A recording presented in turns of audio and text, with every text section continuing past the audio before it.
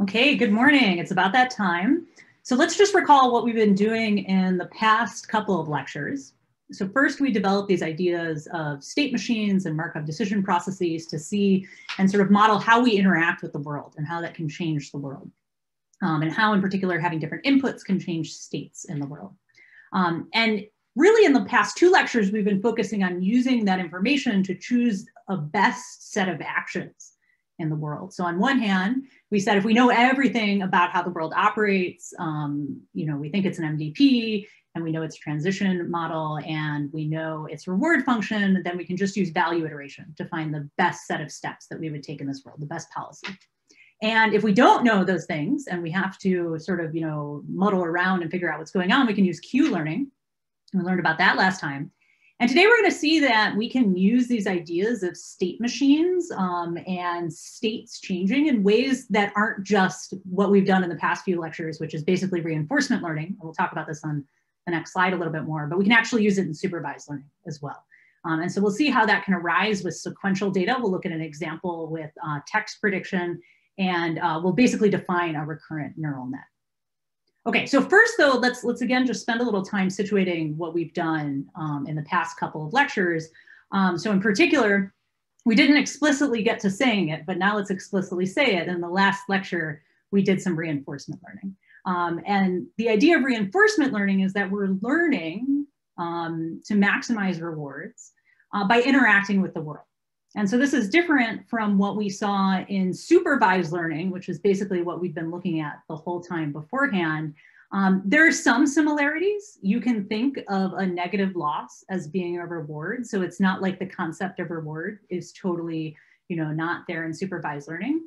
But in reinforcement learning, our actions affect both the reward, but also even our ability to observe the environment. Only by taking certain actions might we even be able to see certain parts of what's going on. Our action this round can affect future rewards via the state. And so this idea of interacting while we're doing the learning is very different in reinforcement learning instead of in supervised learning. Just as a few examples too, let's just talk about when would you use reinforcement learning? The idea is that we would learn by doing. And so we had this extended example in the past couple of lectures of we have a farm, and by working on the farm, we learn about the soil qualities, how we change them, and what rewards we get. In the beginning, we make a lot of mistakes, but over time we become farm experts, and then we get really good at it. And this is the sort of thing that you see in a lot of other applications, this kind of theme. A really, really big one in reinforcement learning is gameplay. You start playing a new game like chess or Go or World of Warcraft or whatever is your favorite game or game you'd like to try out. And in the beginning, you're going to flounder about. You're not going to be very good at it. You're going to make a lot of mistakes, but you learn by playing it, and then you get really good at the game over time. And so the idea here is to automate that process. You could also see this in digital marketing, for better or for worse, depending on how you feel about digital marketing. So multiple interactions with a potential customer online, perhaps using cookies or something like that. You might ask, is there a best policy to get them to do what you want if you're a marketer, to get them to sign up for an email list or buy a product or something else? There's a lot of excitement about using these ideas for other things like automating robot tasks in industrial settings or manufacturing settings, self-driving cars, et cetera. And you can see a little bit why there would be a lot of research in this area, because as soon as we start thinking about these other applications, maybe even medical applications, you don't want to make a lot of mistakes in the beginning. You don't want to learn about what happens when you crash your car by crashing your car. Or what happens when you nosedive your plane by nosediving your plane. And so there are issues of safety. How do we adapt this to have a lot of safety? There are issues of making sure that you don't need so many training data points or rounds of learning to get somewhere. So those are some challenges that arise there. But I just wanted to take that time to contrast with supervised learning.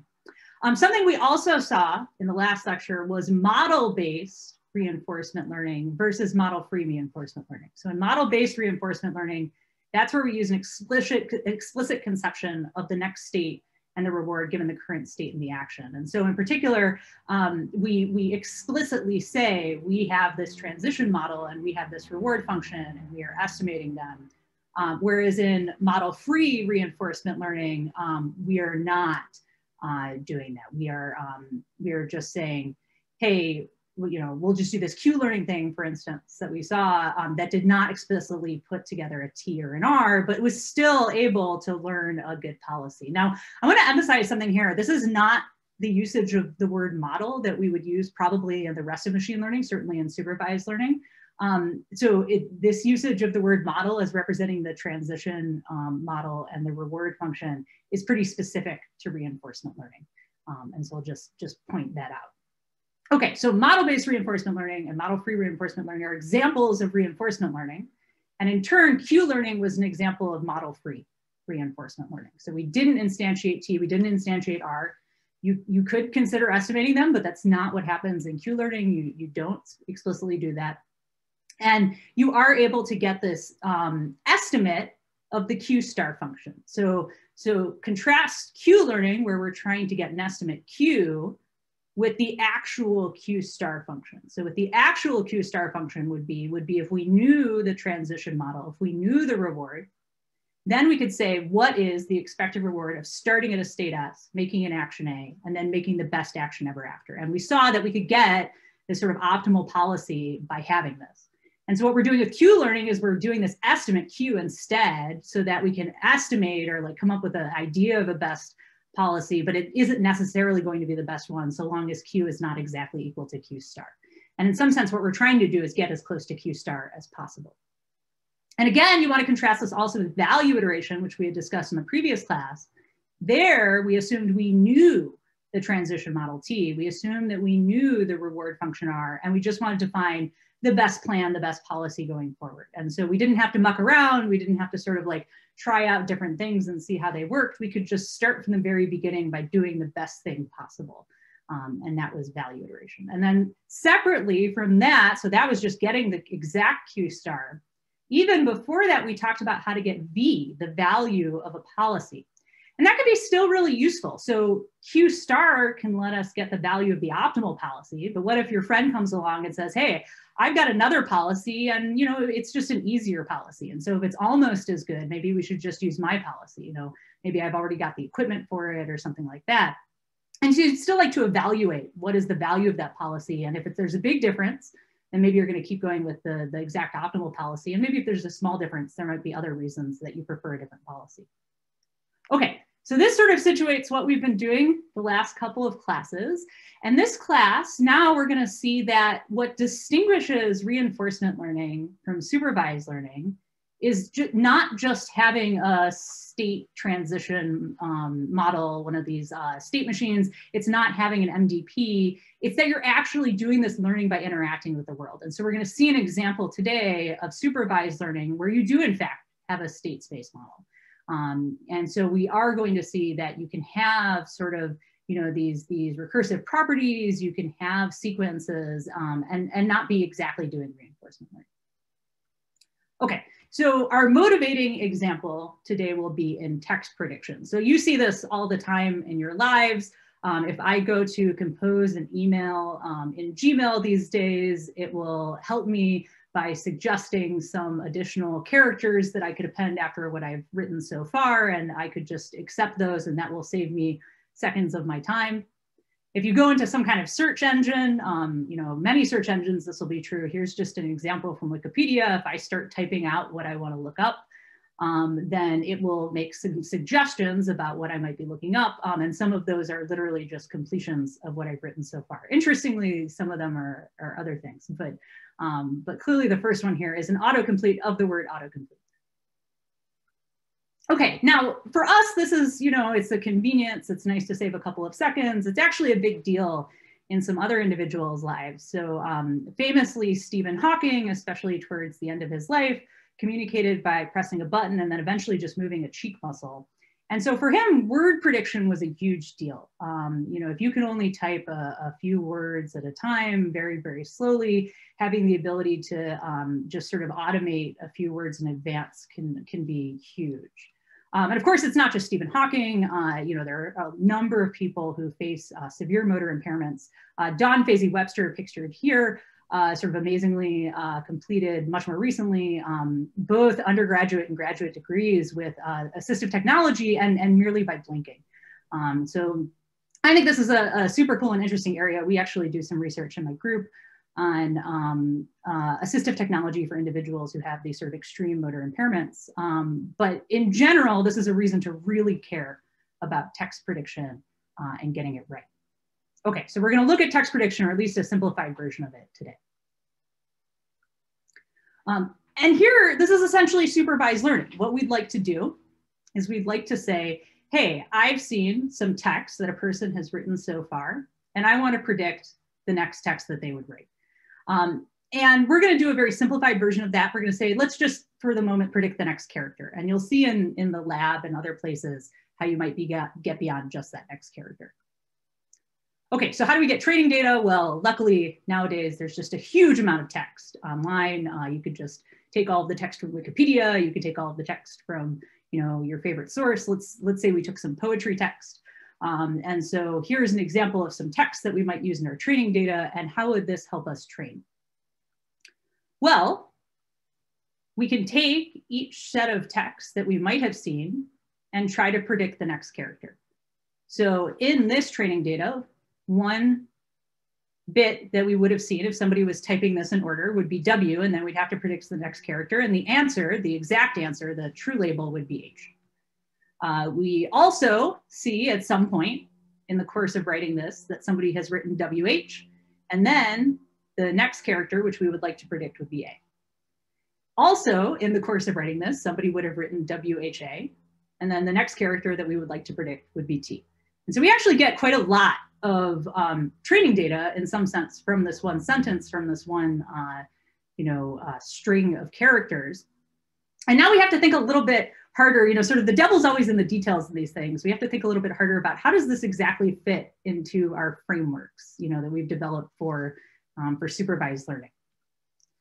Okay, well, it looks like a classification problem. I'm trying to predict a character, and here I have 26 different possible English language letters and maybe an underscore for the space. So I'm in some sense trying to do classification with 27 classes, at least as described here.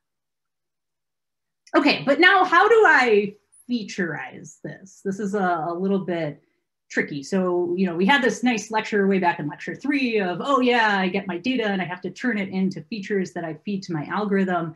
And so this is essentially the question that we're asking here. Here's my data. How do I turn it into, you know, the features that I really feed to my algorithm? Well, one idea is, why don't I just use the things that are in this column labeled features? I mean, that sounds so convenient. You know, or am I done? So just use all the previous characters. You could call this the context for the next character that comes along. Okay, well, let's think about, you know, what are the algorithms that we've developed so far take? Well, they take real values, but that's not so bad. We know how to turn, you know, characters into one hot encoding, and then that's going to be a set of real numbers, so that's okay. Maybe a little bit different, though, is that they take a fixed collection of real values, a fixed dimension collection of real values. So, you know, so far we've said that if I have some features to my algorithm, whether it's logistic regression or, you know, neural nets or whatever is my favorite classifier, that each of my feature vectors has to be in R to the D. So we said R isn't so bad because I can turn these into, you know, real values with one hot encoding, or, you know, whatever my favorite encoding is. But the fixed dimension D is challenging here, because you can see that, you know, we change dimension quite a bit. We have one character in the beginning, then we have 2 characters, and then we have 3 characters. And so it seems like we're not really keeping that fixed. And so we'll have to think about that. Okay, so here's another idea. Why don't I just use the last character?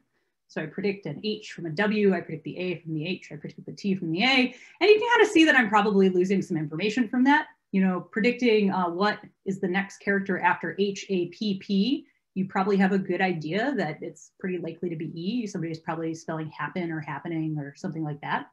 But if I just predict after P, I might have some pretty different predictions. It might not be quite the same. So you can see that having more characters potentially helps you out.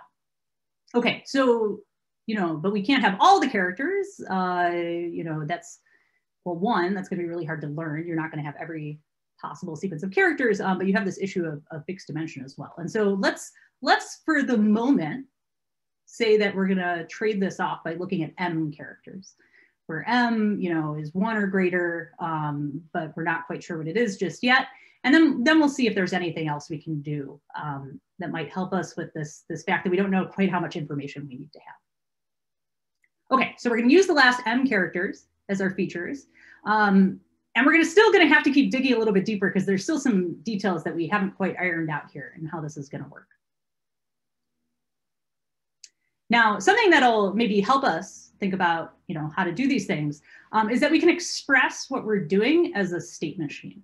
And so what I mean by that is there's something sort of inherently recursive about the choices that we're making. So in our state machine, suppose that we're trying to predict the next letter here, given that we've so far seen WHA. So this context, these last 3 letters, so let's just say that our context here will be the last 3 letters, that could be our state. So at some point we have our state, at this point it's WHA. Now, maybe the person on their phone or with their assistive technology or whatever types another letter, maybe it happened to be T. And so what happens is we're going to want to update the state. Now the last 3 letters aren't WHA, now the last 3 letters are HAT. And so we can think of that as the input T coming in. This is the letter T, not the index T in this particular case. And then we're updating the state to be HAT. And you can imagine this keeps going. So now the person types a space, and we want to update the last 3 letters to be AT space. And so here our input is the space, and we update our state to be AT space. And you can imagine that this just keeps going, and you can keep doing this, as you go along, as you sort of read this sentence. Okay, so let's just double check that this fits everything that we know about state machines. It's been a couple of lectures now, so let's just review what was a state machine. Well, in a state machine, we had to say what was the set of possible states. So in here, the set of possible states should be all M characters in a particular order. So here M is 3. So any state that is 3 characters in a row is an acceptable state. That is a possible state. What are my set of possible inputs?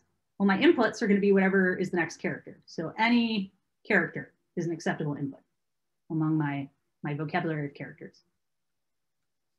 Okay, initial state. This one's a little bit tricky.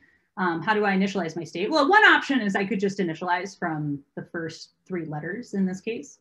Another option is, you can imagine somebody starts up their assistive technology program or they start their phone, and you might want to also already start predicting things for them. Maybe they just want to type the. And that's a pretty easy prediction to make. And so you'd like to start from the very beginning. And so for that reason, sometimes people like to include something called a start character. So it's a special character that just sort of indicates somebody's about to be typing. And you would see this in general, that somebody opens up a texting app or something like that. That's your indication that they're about to be typing. And so if we did include this start character in our sentence, in this case, I'm just using a caret. It could be any character that's not one I'm already using. Then a natural thing that we might do is we might have our initial state just be M start characters. And so what would this look like? Well, we could start with our initial state being, in this case, 3 start characters. We're gonna update with the first character we see, that's a start character. And so at this point, we're gonna make our first prediction, and that's fine because we wanna predict, what is somebody gonna type without having seen anything yet? And this is what this represents. Okay, next we see a W, and now we're saying, hey, we wanna predict, given that we have sort of, nothing typed so far except a single W. Now we have our H that we've seen, and now we want to predict, given that we've seen nothing so far except WH. And then going forward from here, we're going to start having actually 3 characters in the context that are not just the start character that we can predict from. Okay, so the next part, so let's just fill in our, now this T is the time step. Hopefully it's clear the difference between the uses of the character T and the time step T. Now we're going to talk about our transition function. So suppose that we have a particular state that we're in, and we make a new observation, we make a new input, we have a new input. How do we update the state? Well, hopefully it's straightforward to see at this point that basically what we're doing is we're saying what were the last M characters, and we're updating to the new last M characters. So we're taking whatever the XT value was and sort of putting it at the front. Or the back, I guess, depending on how you're thinking about this ordering. But we're appending it, and then we're getting rid of the older character that we don't need anymore.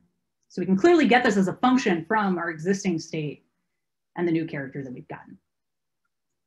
Okay, now we have to talk about what are our outputs.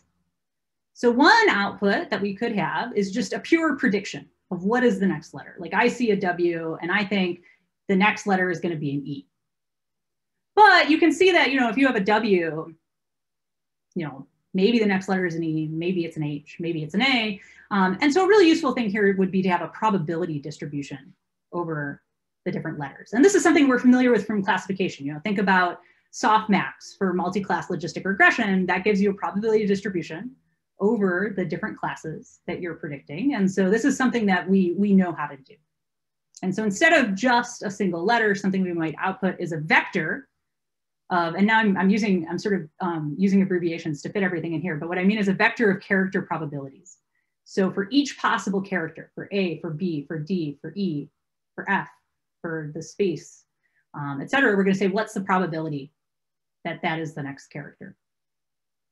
So again, this is something that we'd really naturally do with our multi-class logistic regression using the softmax function instead of just the sort of usual logistic sigmoid. And so at least in theory, we know how to do this, and we'll nail it down in just a second.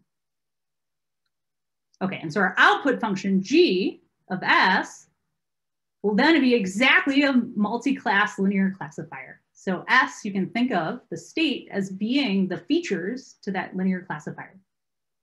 So what's been useful about expressing this as a state machine is now we have a fixed dimensional set of features that are going into our classifier. And those are exactly the elements of S. And so we can take those in as features, and then we can output, again, this probability over all of our classes, all of the potential classes, this vector of character probabilities. And so this is our state machine. This is a almost totally well-defined state machine. I mean, we're still talking at a sort of high level. We're going to get to some equations in a moment. But this is how we can fit things into a state machine, and how a state machine can let us come up with a nice notion or a nice particular way of getting our features for this problem, for specifying what are our features in each sort of, classification case that we have. Now, just a little note here, that's a little bit different from how we've talked about X when we were talking about classification problems before, is okay, well, we have this input X, but then we have X1 and X2 and X3 and X4 as subscripts as we go along within a single sentence, within a single string. And so we might want to collect everything in that string as sort of one string that we're feeding into this state machine.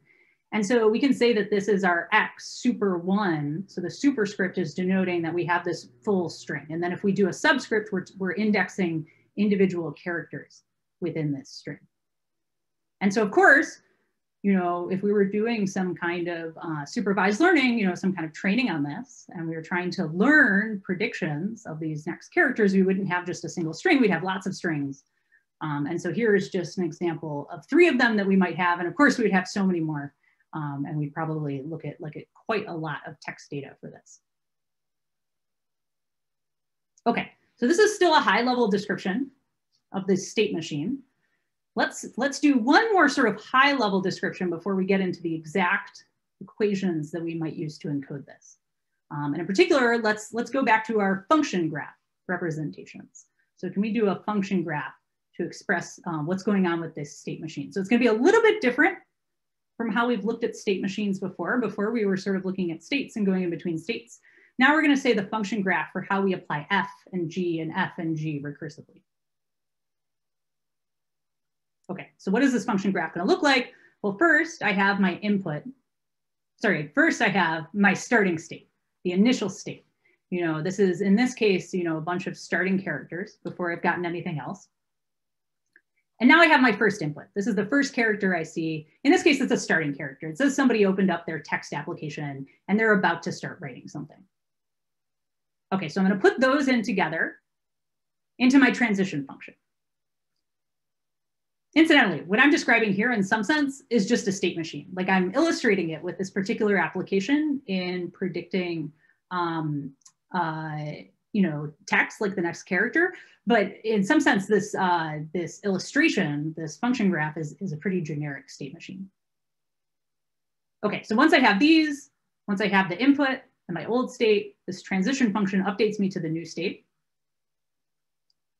And then that new state I can use in my output function to get my actual output. Now, previously when we talked about state machines, we called this output Y, but here we're going to call it P for prediction because we want to reserve Y for the actual ground truth label, which is what we had done, back when we were talking about classification and before we had gotten into all this state machine stuff. And now we have this unfortunate, overloading of the terminology. So let's use P for prediction, but it's the output of our state machine. And then Y will reserve for what is the true label here, which is the thing the person actually wrote next.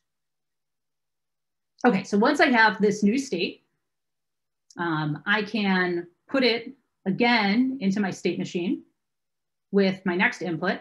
Those together will go into my transition function, which will output the next state.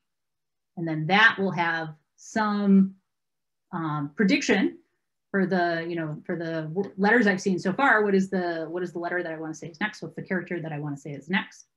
And then this goes on and on. And so you can imagine this just going on off the page, hence the ... That just means that we recurse again and again and again. Okay, and so here, a couple of numbers that are going to come up in our examples here. So we said M is going to be the number of characters in our context. So this is the size of S right now. It's sort of the number of characters we're looking at when we want to predict the next character. And let's say V is the number of characters in our alphabet. So for the moment, it's 28 because we have the starting character and we have our 26 English language characters and we have the underscore for space. Now, in order to write down exact equations for what's going on here, we're going to choose a particularly simple version of this. Okay, so in particular, let's suppose we have basically the simplest alphabet you could have. It's just 0 and 1. So the number of characters in this alphabet is just 2. It's going to make our lives really easy. In particular, one thing that's really nice about this alphabet is that it takes exactly one character or one element to one-hot encode it. I can either say it's 0 or it's 1. Once we go beyond that, we have to be a little bit more careful. And let's keep M equals 3. Let's say we're still trying to predict the next character from our last 3 characters. Okay, so in this case, our state is going to have size M by 1 because we're predicting from the last M characters, and each character we can one-hot encode with just a single vector element. So for the moment, it's just M by 1. Oh, question about notation, please, yes. Yes, is X subscript N the same as X superscript N? Oh, great question. Yes, so no, they're not. So let me just go back for a second to illustrate this. So X superscript, so the superscript denotes which string we're reading in. So our X1 here is what happens to a dream deferred. X2 is if you can keep your head when all about you. X3 is you may write me down in history. Now, X subscript would tell us which character we were on in this string. So if I had X super 1 subscript 1, that would be the start character. If I had subscript 2, that would be W. If I had subscript 3, that would be H. So probably a better way to write this, and maybe I can update this in the offline lecture notes, is to put a superscript 1 on this XT in the table, because we really are taking from exactly this first string here. Great. Yeah, and in some sense, you can think of this state machine as just going through a particular string. And then we're just going to do it again with another string and again with another string. Okay, great. So let's see where we were. Okay, so the state here, in this case, is the number of previous characters, because we can encode each character with just a single vector entry. Our X is also just, it's a single character, and here we can code a character with a single entry, so it's 1 by 1. Our P here, again, is going to be a set of probabilities over the characters in our alphabet. So we're going to say, what's the probability of A, what's the probability of B, what's the probability of C? Here, we're going to say, what's the probability of 0 and what's the probability of 1? So in general, it'll be b by 1, because we're going to have a probability for each of those. Okay, so now what we're going to do is we're going to write an actual equation for f and for g. So remember we said f was the transition function that sort of pushes out the last character and brings in the new character from x, from our observation x. And g is the thing that takes our states in as features and then outputs our classification, our probabilistic classification for the next character. Okay, so now that we're thinking of s as m by 1, I want you to think of it as the latest character comes first. So if I had just written, you know, WHA, so A is the latest thing, and so that'll be on top. Then we have H, and then we have W. So if that's the case, let's see how we're going to construct that from our X and from our ST minus 1. Well, it would be nice if we could do it linearly. That's about the simplest type of update that we can do. So we're going to try to do it linearly and see how things go. So remember, we just said S has size m by 1. So here that's 3 by 1 because we're saying that we're just using the last 3 characters. XT has size 1 by 1 because it's just the next character that comes along. And so my first question for you, and this is for the chat, is what is this? We're going to be pre-multiplying something, this big, oh, darn. Well, so I was going to ask you, and maybe you can still think about it. We're going to be pre-multiplying this XT by something, by a matrix. And we want to think what would be the size of that matrix if we pre-multiplied it to get ST. I sort of just revealed it, but I think you can still say in chat, what is going to be the size of that matrix? What is that going to look like? Great, yeah, okay. You guys have got it. It's fantastic. It's 3 by 1 because you have to get a 3 by 1 at the end. So we're multiplying a 3 by 1 by 1 by 1. Okay, so now, and I see some of you are already thinking about this, let's ask what is this question mark going to be? And now I think some of you are getting it, the idea exactly right, but for the moment, let's assume that the latest character is on top.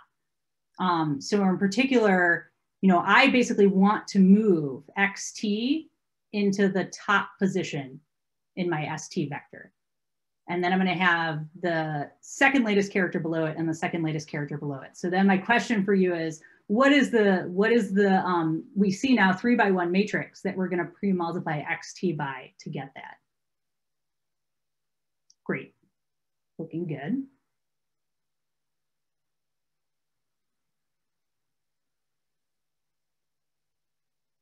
Okay, so got some nice answers here. 1, 0, 0. So now originally some folks were thinking 0, 0, 1. That would be potentially totally fine. It's just how you define your state. And so if in this particular case, we're defining our state as the latest character and then the second latest character and then the third latest character. So if I had written WHA, we would have an A and then an H and then a W, then this is what we would get. If you define your state some other way, that's totally fine. It's just, this is the particular way we're doing it right now. Okay, oh, and of course here our alphabet is 0, 1, but that's why you would do this. Okay, so what we're doing here, so let's just recap. So what we've done so far is we've said our state is gonna have XT, the last character that we just observed, put up at the top. That's going to be its value in the top position. And now what we'd like to do is we'd like to have its next value be the first value in ST minus 1 and its third value be the second value in ST minus 1. So now we have to think about how to accomplish that with this remaining big question mark. And I'm just going to show you, and then you want to think through why this is true.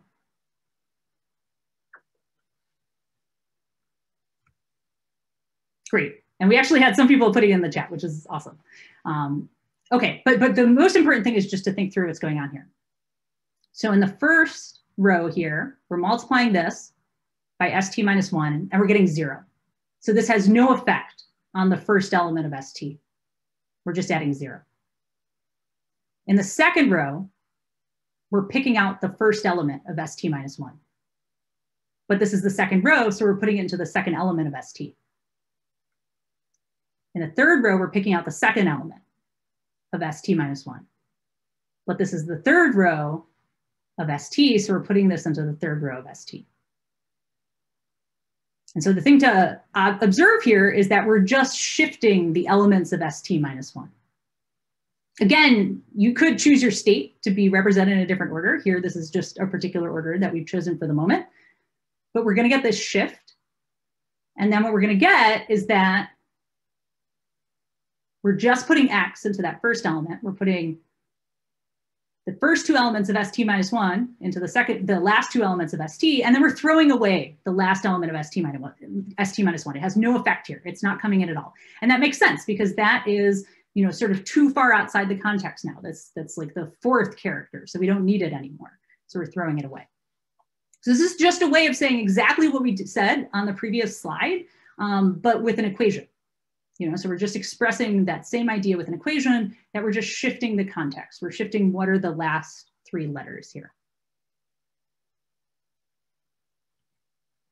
Okay, and then we also want to specify G with an equation. Now remember, the idea of G is that now we have our features are ST. We have sort of specified, here's the set of features that we're going to use for this problem.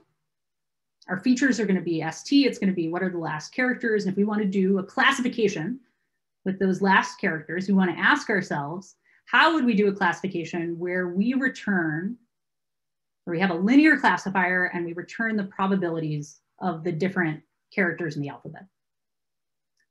This should just be applying things from previously in the course, but let's briefly review them.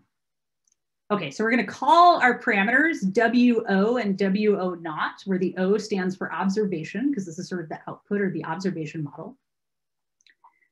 Now we're going to have some function, let's call it F2. We haven't defined an F1 yet, but this is kind of anticipating that we will define an F1 shortly. So, so let's just go with it for now. Let's call it F2.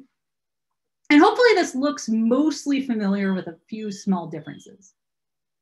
Like, so for instance, if we were doing 2-class logistic regression, we could just have regular logistic regression. We have the probability of 1 class pop out.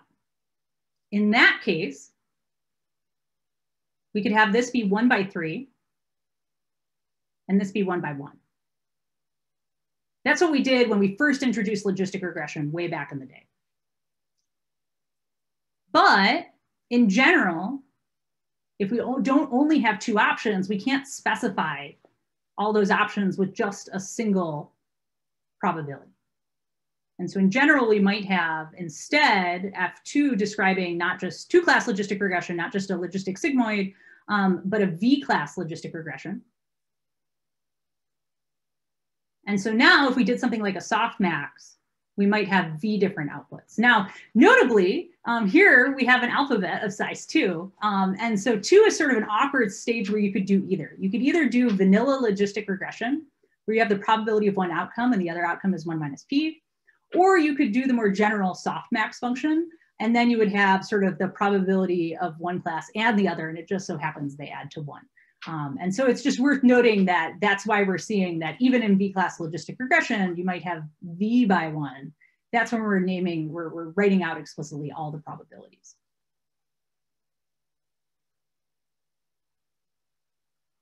Okay, now in general, so in this case, F2 is going to be this general softmax function. We're going to be taking this V by 1 vector that we get out here from this whole thing, we're going to be putting it into softmax and we're getting to get out these V probabilities. And now in general, ST doesn't have to just be 3 long, it could be M long, and so we could replace M there. Okay, so what I want to emphasize at this point is that this in some sense isn't too much that's new. We're just combining a lot of ideas that we've seen elsewhere in the class. So the way that we came up with our features was by running our state machine forward. So that's a review of state machines, an application of state machines to this problem.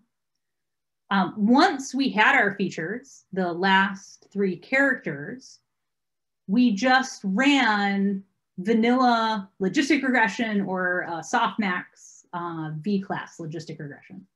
So these are ideas that we've encountered previously in the class. There's something new in that we're combining them, but we haven't really defined something totally new at this point. But at this point, we can also say, well, oh, and actually before I go on, I do want to point out one thing that actually is different here, not substantively, but it looks different. So something that you're used to from our logistic regression lecture, our neural nets lecture, every lecture where we've done some form of logistic regression or softmax or some kind of classification, we've always had a transpose after our first parameter, the parameter that we're multiplying by the feature vector. And here you'll notice that there's no transpose. So that is different. It's not substantively different. You could always just have described your other vector, you know, whatever you were using, as you could call the vector the transpose, or, you know, vice versa. The reason that we are, it's just a convention, but the reason that we're changing the convention here is that this is the convention for recurrent neural nets, and that is what we were building up to. And so it's just a convention. It's not meaningful, but it's worth looking out for that this is a change that has happened. And in particular, it sort of highlights too that, you know, in reality, you know, we're going through all these topics pretty quickly in the class, but there's a whole set of people and whole communities that work on reinforcement learning. There's a whole set of people and communities that work on recurrent neural nets. There's a whole set of people and communities that work on, you know, convolutional neural nets and things like that. And they develop sort of these ways of talking about things and these standards. And this is just one thing that is different across them. Also, it's just worth noting that in general, when you actually read papers about these things, you can't just assume, unfortunately, I wish, but you can't just assume that the notational choices that we've made are going to be the ones in those papers. It may well be different. And it's just worth keeping an eye out for what may change. So this is, I'm just highlighting one of the things that has changed here. Okay, so here I wanna point out that, you know, there's a familiar pattern here. And this is no different, where we start by choosing how to predict a label given a set of features and parameters. This is like literally, I'm just copying the things that I said in lecture 8 again, because it was a familiar pattern then and it's a familiar pattern now. So here we've chosen how to predict a label given a set of features and parameters. We said, hey, given these inputs, you know, people writing text, we have a way to predict a label, which here is, you know, what is going to be the next character that we see. And we've set our parameters. Our parameters are these WOs. Okay, now we have to choose a loss between our guess and the actual label. And then the way that we actually learn anything is we have to try to find some parameters. Typically, we might do that by trying to minimize the training loss.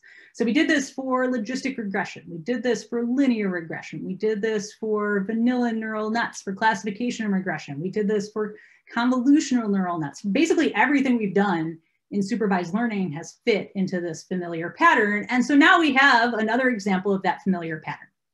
We have a way to predict a label. So that's our PT. For every single label, we have this PT.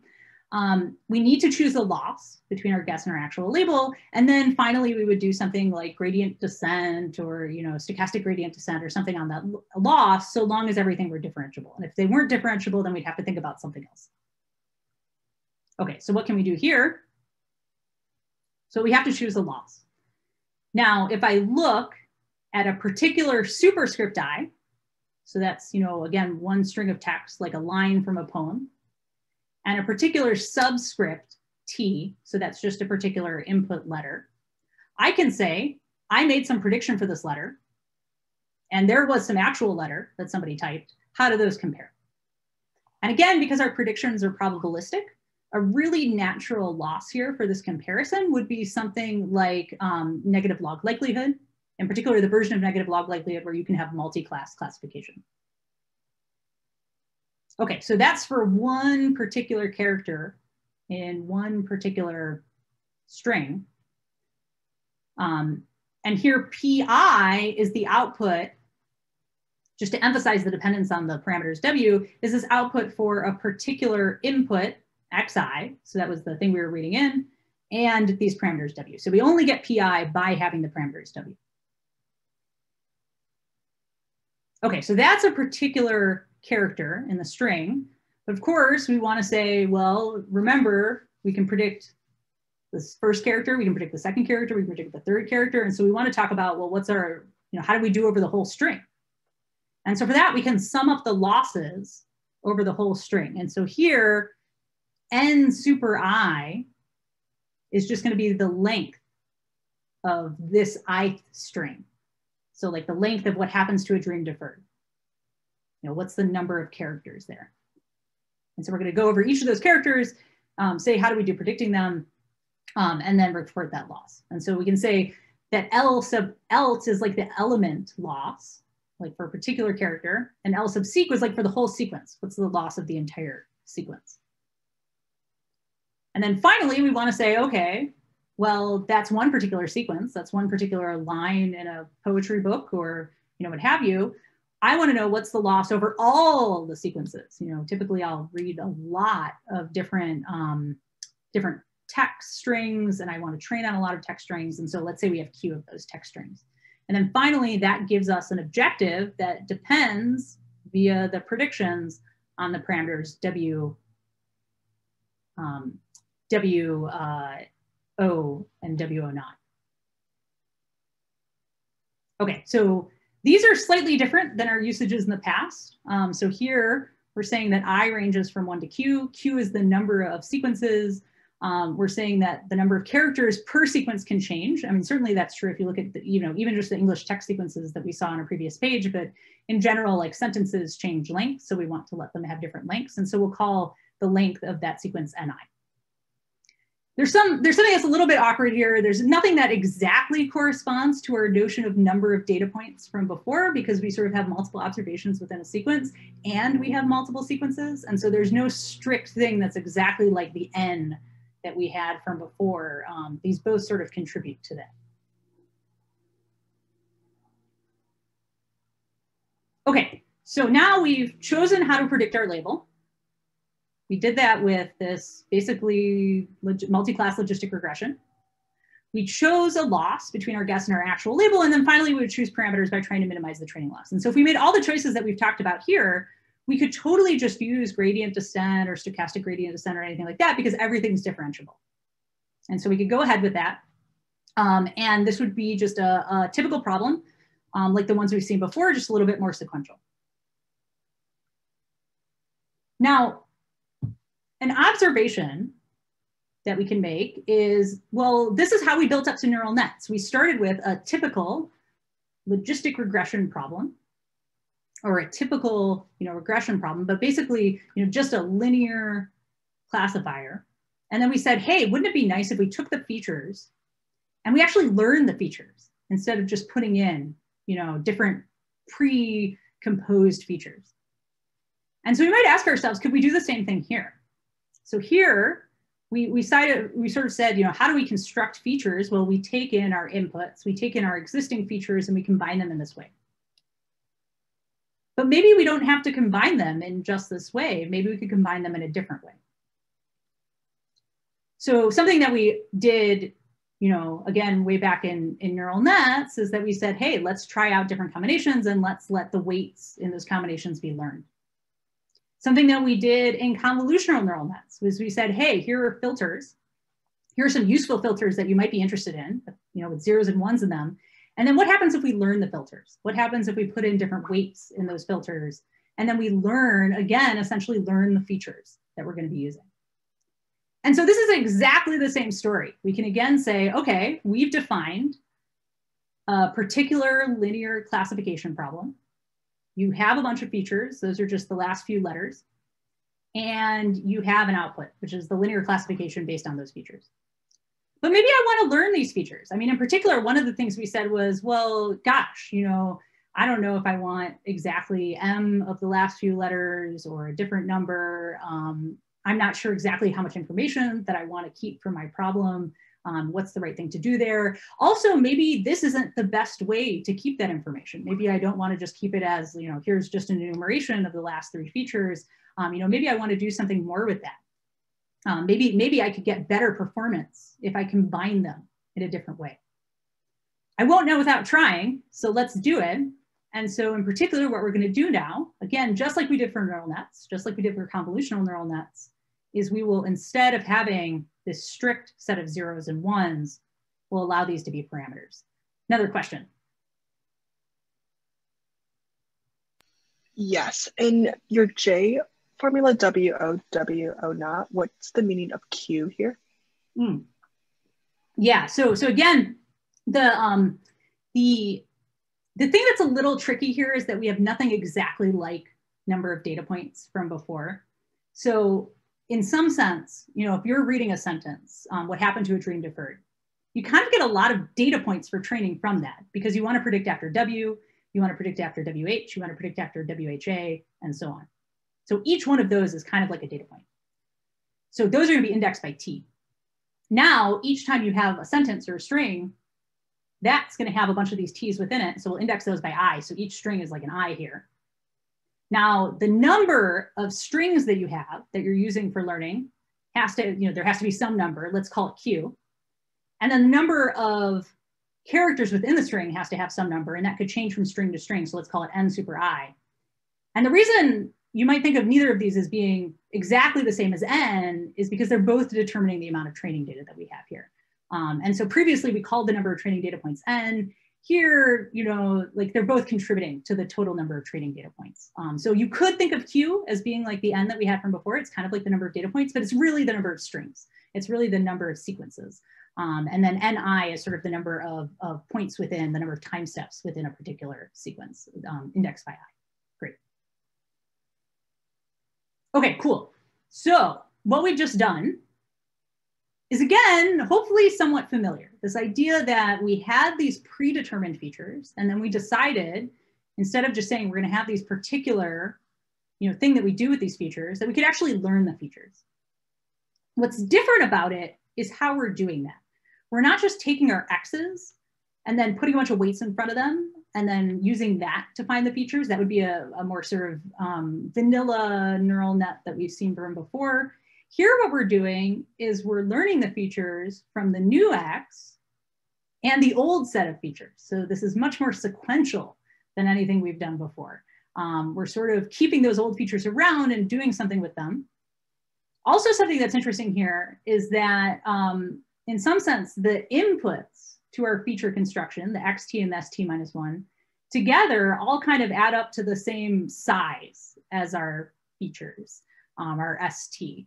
And that's because we kind of have to keep this going. Like the ST-1 has to be the same dimension as ST, has to be the same dimension as ST+1, and so on and so forth. XT doesn't technically have to, you know, exactly combine in this way, but the ST-1 certainly have to have the same dimension over and over again, the STs. So it's a little bit different than things we've done before too. But essentially here what we're doing is we're saying, hey, there was a useful setting of these W's. We just identified it. You know, it told us the context, but maybe it's not the most useful setting. Maybe we could find another useful setting by setting these to be W's, by setting these to be parameters, and then learning them together with everything else. And this is, again, this is the story that we had for neural nets. We thought about learning our features, and so we introduced basically parameters there. We talked about this with convolutional neural nets, and now we're just doing it for a different type of data, a different sort of type of thing, now this sort of sequential data with recurrent neural nets, which is what we're essentially defining now. Okay, so this superscript SX here is just to denote that these are the weights that go from XT to ST. So it's just telling you which set of weights, because we've sort of introduced 2 sets of weights at this point. So likewise, this SS is telling you that these are the weights that go from ST-1 to ST. Now, if you think back to, you know, what we did before when we were doing neural nets, there are a couple of things that are a little bit different here. We didn't just combine the inputs to get features. We can linearly combine them together with a potential offset. Same thing with our filters and convolutional neural nets. We said that there could be these weights, but there could also be an offset.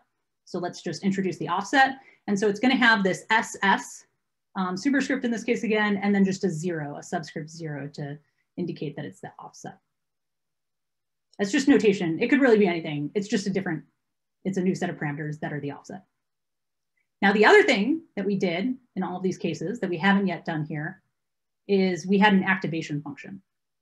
So in particular, we would take our inputs, we would do this linear combination. So here we have a linear combination. This is a particular linear combination, what we might have called a unit before, for instance. And then we applied an activation function. And so now let's do the same thing. Let's apply an activation function. This will let us get interesting nonlinear things going on.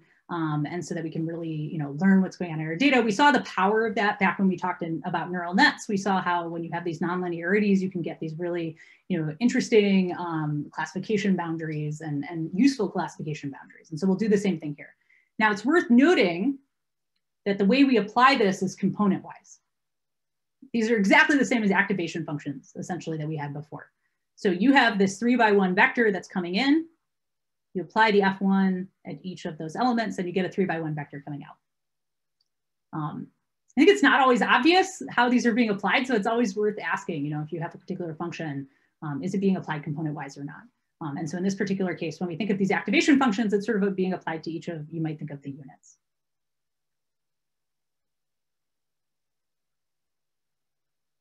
Okay.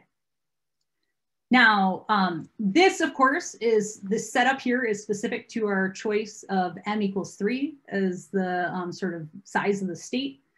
It'll help us to write this in more general notation for the cases where it's not just m equals 3. So let's write these as matrices rather than, sort of all the elements in those particular matrices. Let's just write the matrices. And so here we have just our capital WSX now. That's just exactly the matrix that we had before here. The WSS is the matrix we had before. WSS0 is now this offset that we had. So this is just exactly the same thing we had on the previous, right before I changed it. So this becomes this. But again, two things. So one, now we're just writing it with a single symbol, but two, this will be more general because this will hold for things where we're not just setting m equals 3.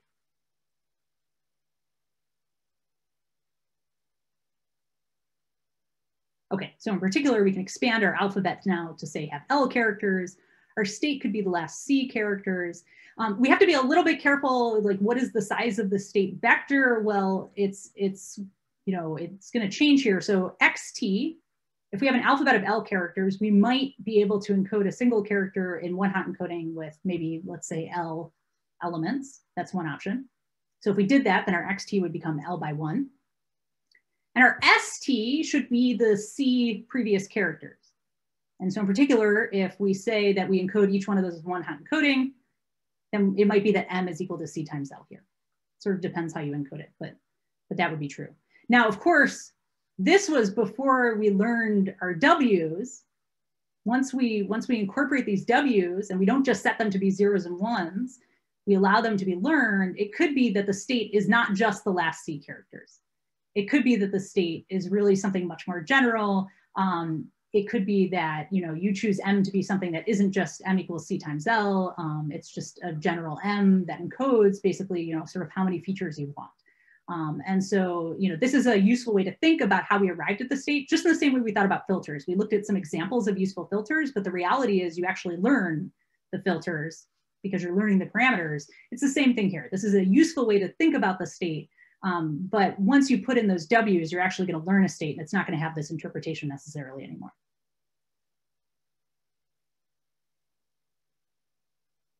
So that's, again, just a pure example of this broader idea. Okay, so now the set of parameters that we said are our familiar pattern. We choose how to predict a label given features and parameters. So now we've chosen how to predict a label given features and parameters. We have a new updated version of how we're going to make a prediction. And what's changed from the previous time we talked about this familiar pattern mere minutes ago is that now these aren't our only parameters. We have these parameters as well. We have the parameters that are part of the state construction as well. And so now we can just update this little sidebar about loss over here. And we'll note that the prediction depends not just on the W O's, but in fact, all the W's. So maybe we could write it in this way. But the thing that we're trying to emphasize here is that it depends on all the parameters, and we have to learn all of the parameters. We have to encode all of the parameters here. So the loss, our objective, depends on all of the parameters. And so now when we try to minimize the training loss, we're going to look at all those parameters.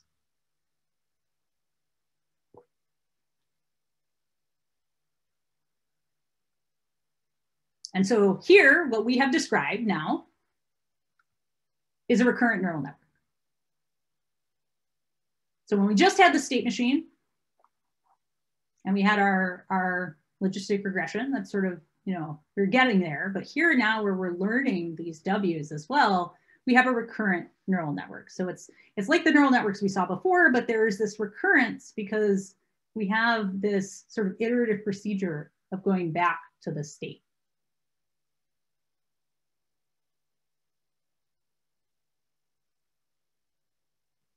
Okay, so let's draw this in a way that is reminiscent, at least a little bit more reminiscent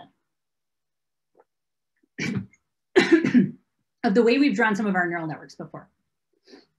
So again, the example that we saw, just sort of a motivating example, was that we have this alphabet of L characters. We might hope that the state could represent something like the last C characters, but we might learn something else. We'll see. We do, in general, have these updates for the state and for the prediction. And now we have both an F1 and an F2, so it makes more sense why we called that second thing F2. And this is what we're calling, when our output is from a recurrent neural network, it's that it came from these equations, these recursive equations on ST and PT. Okay, so let's make this drawing.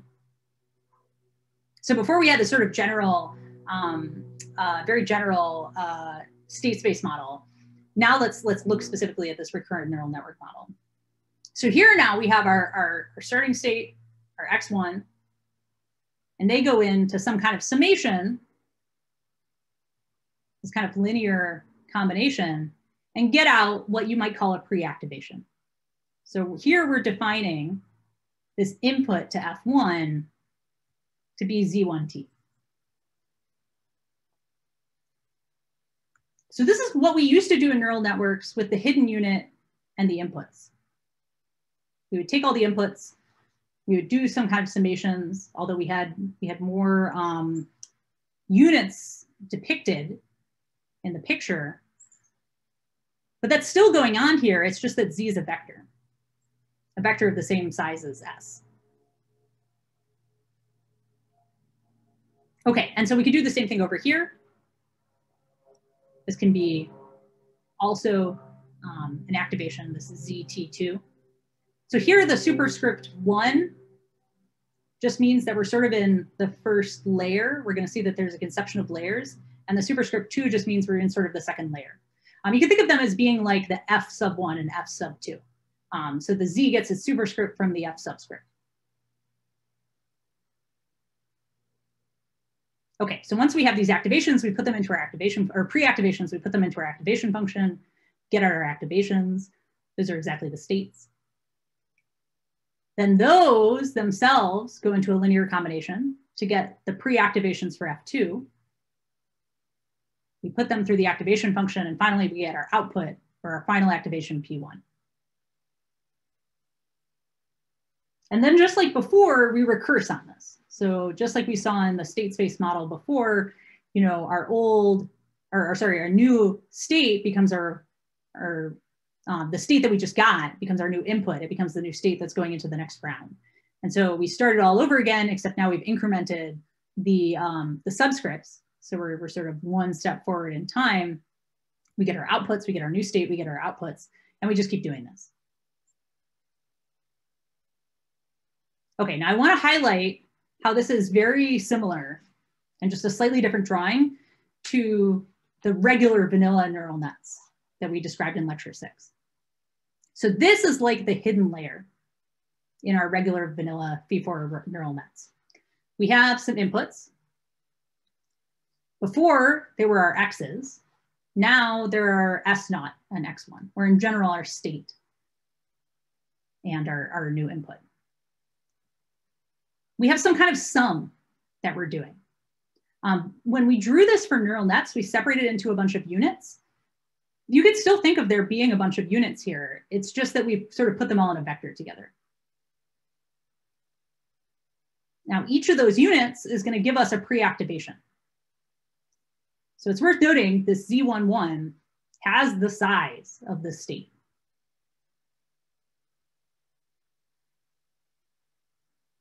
And now what we're going to do with these pre-activations is we're going to turn them through an activation function. Could be any of our, familiar sigmoids. That would be a typical choice, and turn them into activations. And those are our states now.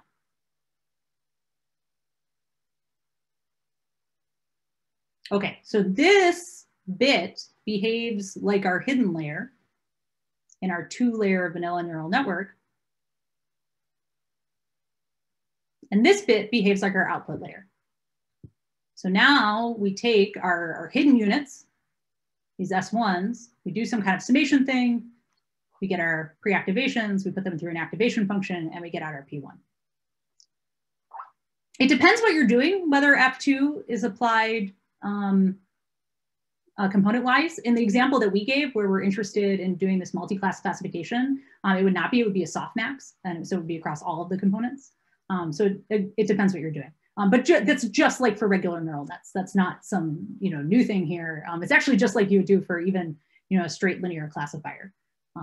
So here it's a similar deal. Okay, but what's different is that now the state keeps changing. So instead of just having that bit there, we keep going. We have this thing that just keeps going off the slide.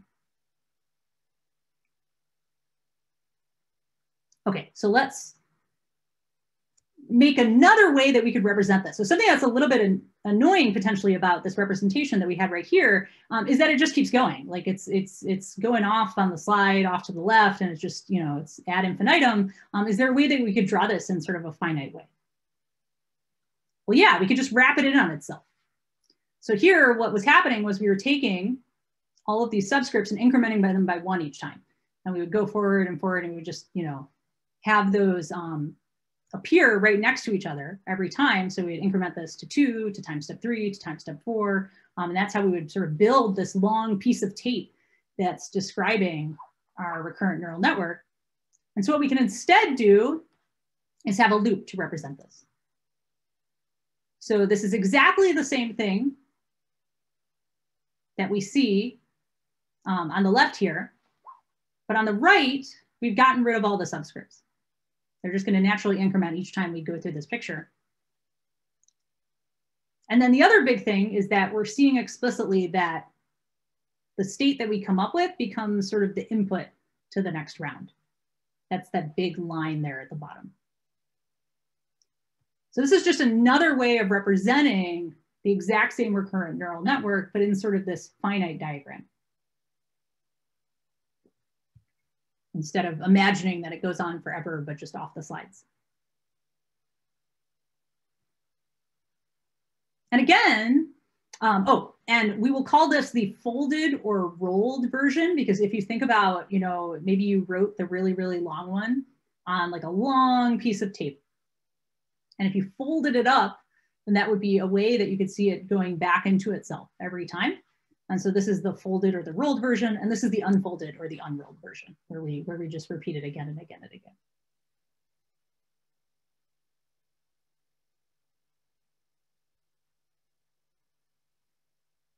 Okay, so let's just, again, briefly compare to other things we've seen in this class. Feed-forward neural networks. Especially this folded rolled version looks very, very similar to our feed-forward neural networks. We have essentially something like the hidden layer. We have something like the output layer. And of course, the big difference is that we are not feeding forward anymore. So if you recall from our lecture on feed-forward neural networks back in lecture 6, we said that the nature of a feed-forward neural network is everything always goes to the inputs to the outputs. But here we have this, this arrow that's sort of going against this time ordering, that you can actually sort of go back. You can now put that back in as an input again. And so this isn't strictly feeding forward from that perspective. This is also different from convolutional neural nets, although you could think of the reason for us doing it as being quite similar. So they're both designed essentially for a very particular type of data. They're all just examples of neural nets, fundamentally. We're all doing this, the similar deal with building up units on top of units, but they're constrained in particular ways, convolutional neural nets and recurrent neural nets. So with convolutional neural nets, we designed them essentially with pixels in mind. We said, hey, when we have pictures, and those pictures are composed of pixels, then there are natural things that we're interested in there. As we said, we want sort of shift invariance. We want these like spatiotemporal properties that we can encode with things like filters. And that was really natural for vision type data. And here, what's really natural about text data, but also other types of data, is that it's sequential. You have it sort of building up in an order. The way that you type is that you type the first letters and then you type more letters and then eventually you get to the end.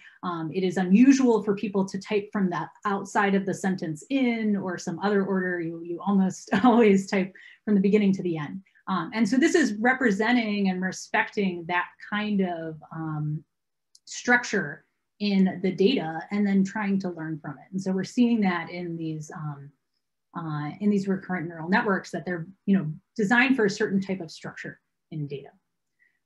Just like feed-forward neural networks, just like convolutional neural networks, they can be optimized so long as you choose all of your activation functions appropriately, that everything is basically differentiable. You can optimize with gradient descent and stochastic gradient descent and all these ideas. And just like convolutional neural networks presented a bit of a pain for actually doing that optimization, and actually really, this is all of chapter 7 with the feed-forward neural networks, there are still equally like some pains to actually using these in practice. So it's a nice idea that you're just going to specify this, you're going to go and choose your loss, and you're going to optimize it, and then in practice you have to do some tricks to really get that to work well. But that's the overarching idea here. It's also worth noting in all of these things that essentially what we did was we said, hey, we have this existing idea of how to make a prediction, and we noticed something that wasn't ideal about it for a certain type of data. Like maybe we could make some extension that would make it better. In convolutional neural networks, maybe we could use these filter ideas, and that would help respect the structure of vision data. Maybe in recurrent neural networks, we could take advantage of the fact that we have this sequential nature to our data. And so if you come along with some new data, this is not the end of the story. I mean, certainly for both convolutional neural networks and recurrent neural networks, we see a lot of developments beyond these very basic architectures that we've covered in class that help deal with other things that we know about the data. And that's very much something that you can do. And hopefully, you feel that is something that is within your power, that you could make further improvements on these. Like these are really just the start. Okay, and then I also want to just again say this is a contrast with reinforcement learning. So here the data is just sequential. We're not treating our own decisions as changing the state of the system, not that you couldn't, but for the moment, that's not what we're doing. We're just saying, hey, we trained on a bunch of data and then we can predict on some other data. The text in the training data was written before we got here. We just scraped a bunch of poems from the internet, or we scraped some text from the internet, and we're just going to predict the next character of you on the phone. This is very typical supervised learning. Again, it's not to say that you can't combine these ideas. People combine things like convolutional neural nets and recurrent neural nets. They combine reinforcement learning with various neural nets. But as we've been showing them here, that's not what we've been doing. We've just been saying, here's a supervised learning problem.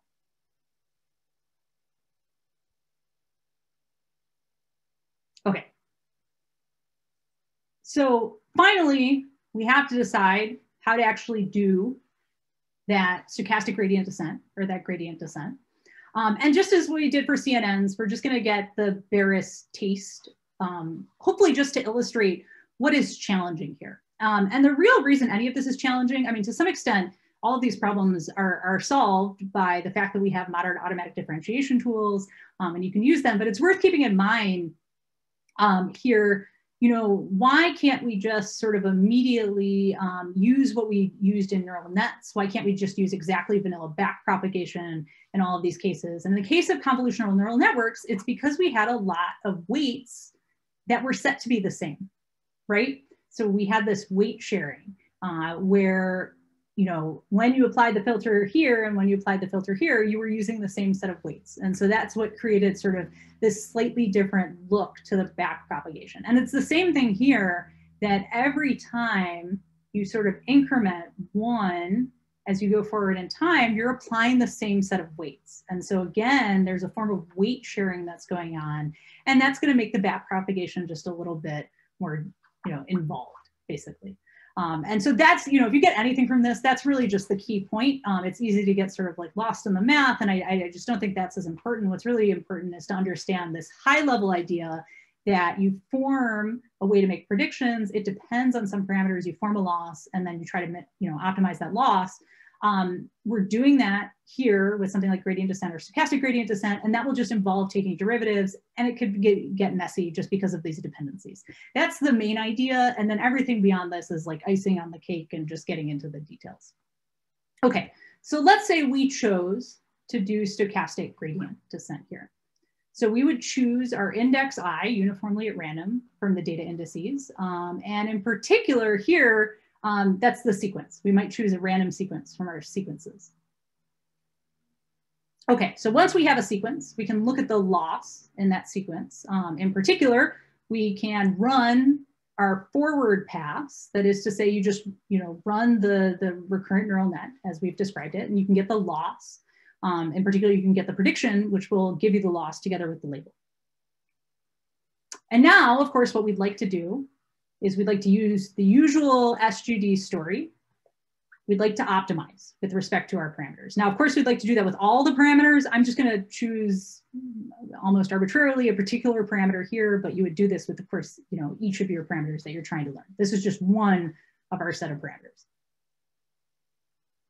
Okay, so WSX, we're interested in learning this parameter just like the other ones. And so we take these derivatives as part of SGD or GD, but here in SGD, we'll do this for each of these sequences. We'll take these derivatives and we'll use our usual SGD updates. And so in some sense, we've reduced this problem to we need to get these derivatives. If we know everything about SGD already, stochastic gradient descent, then we just need to get these derivatives. Okay, well, remember the sequence loss is the sum over the element losses, you know, for each of the T's. So each of the characters in our example. And so, well, we can just take that derivative out over each of the element-wise losses. And so now we've reduced the problem to we need to get the derivative of the element-wise losses with respect to W. We're just going to keep reducing this problem. Okay, well, now if I look at these element-wise losses, there's two inputs to them. There's the prediction and there's the actual label. Only one of those depends on the parameters. That's the prediction. And so, yes, we need these element-wise losses, but what we really need is the derivatives of the predictions with respect to the parameters. Okay, why is it challenging to get the derivatives of the predictions with respect to the parameters? So let's focus on getting the derivative of the prediction with respect to the parameters. Okay, well, where does this WSX come in? Well, it comes in here. It's what we multiply X1 by before we do the summation to get the pre-activations. But it also comes in here. It's what we multiply X2 by in order to put in the summation to get the pre-activations. And it also comes in here. It's what we multiply X3 by to get the summation, to get the pre-activations. And it, you know, it just keeps going on and on and on. And so the challenge is that P1 is a function of this WSX, but then P2 is a function of it in two different places. And P3 is a function of it in three different places. And P4 is a function of it in four different places. And so you have to be careful to make sure that you're doing that derivative with respect to all of those different places. And so since we're running out of time, I'll just say this essentially involves making sure you do partial derivatives correctly. The idea is a relatively straightforward idea, and just in practice, it can get a little messy, like a lot of things. This is why we love automatic differentiation these days, to help out with these things, make sure we don't make mistakes.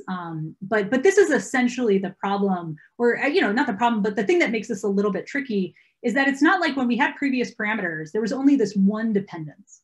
And so what we could do is if we had something was a function of a function of a function of the thing we cared about, we could just use the chain rule automatically Now we have to be more careful with partial derivatives because there are these multiple places that the same weights come in. And so that's what just makes backpropagation a little bit more tricky here. Okay, so to recap, we were doing a lot of reinforcement learning. We saw these cool reinforcement learning things before, and now we've seen that we can actually use these ideas of state machines and sequences in fact, supervised learning as well. So if you have your classifier in your mind of whether or not you're doing reinforcement learning, it's not just a matter of, are you doing state machines, are you using MDPs? You really want to know, are you learning as you go along, in the world, and are you changing the states, and is that, something that you're trying to decide how to do and to learn more from. Now we've seen recurrent neural nets that gives us a sense of how we can learn with sequence data, how we can do this in this neural nets type framework. And so we're back in some sense to supervised learning, but it's a different type of supervised learning for a different type of data than we've seen before.